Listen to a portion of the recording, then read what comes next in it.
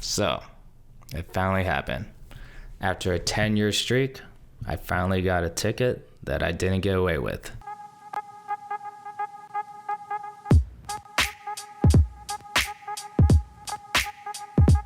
Now, for those who know me, I get extremely lucky with cops. If I get pulled over, well, I usually get a warning, and if I do get a ticket, well, I fight that in court, and luckily for the past 10 years, they've been dropped. I even have a collage of all my tickets that I've gotten away with. Some I haven't, like this one was a drag racing ticket. That was not a fun ticket. I definitely paid the price for that one. But these are my two favorite. This one was on my motorcycle. I got improper lane usage, expired license, and no valid registration. So, warning in Naperville, which if you're from Naperville, that's very surprising. So, yeah. But again, don't get me wrong. I have my share of bad tickets, like you saw with that drag racing one. But overall, I've been pretty lucky. Now for this ticket, I've been fighting it for almost a year via email since the physical court has been closed due to the pandemic, which honestly has been very convenient for me since I got this ticket on the other side of the country. But basically, after 3 court hearings that was spread out over the past year, they finally gave me the final judgment and dropped my charges from a 6-point major speeding charge to a reduced 3-point minor speeding charge. Which again, I am very grateful because 1, I am guilty. 2, I didn't lie to the judge. I just told him my side of the story and he was nice enough to reduce my charges, which is a quick lesson for everyone.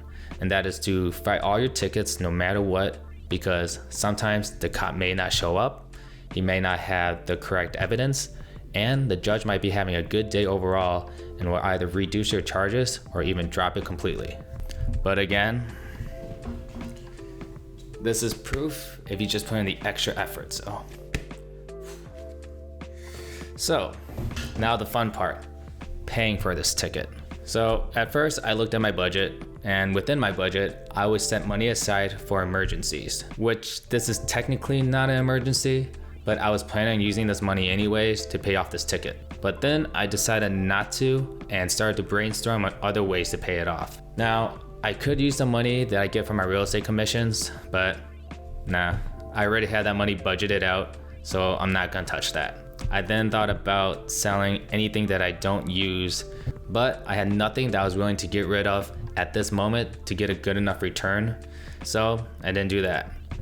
I then decided to look at my rewards on my credit cards to see if I could cash them out, which I definitely had enough there, and I was just about to do that and cash it out. But then this is the part how I got Bank of America to pay for this ticket. Well, for this, it's been a while, but I got curious and I looked online to see if there's any new credit card offers that had some decent sign-on bonuses. And that's when I was happy to find that Bank of America had a $200 sign-on bonus if you spend $1,000 within the first 90 days with 0% APR for the next 12 months, which was perfect in my situation because guess what? My ticket cost $200.50, which means after spending $1,000 for the next 90 days, Bank of America would pay 99.75% of this ticket. But that means that I would have to pay the remaining 50 cents out of pocket.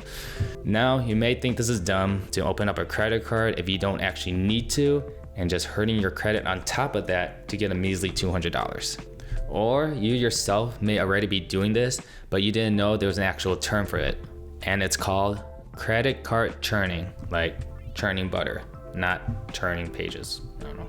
But this is when you find a credit card with a great sign-on bonus, and once you achieve that sign-on bonus, then you move on to the next best card, and so on and so on. So in a nutshell, it's basically a hack to get free money from credit card companies, but only if you do it correctly.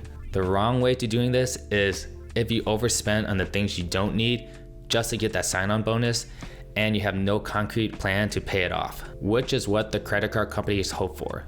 They hope that you see a sign-on bonus or perk to get you to apply, and then you get careless with your money and then you rack up the balance at the end of each statement more than you can handle, which then you'll end up owing them more in interest if you can't pay it back in full, and making this whole entire process pointless.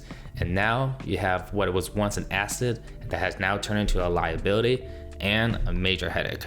Luckily for myself, I have 2 planned trips in the next 90 days that I already have budgeted out, as well as my monthly recurring bills. So that would easily cover the $1,000.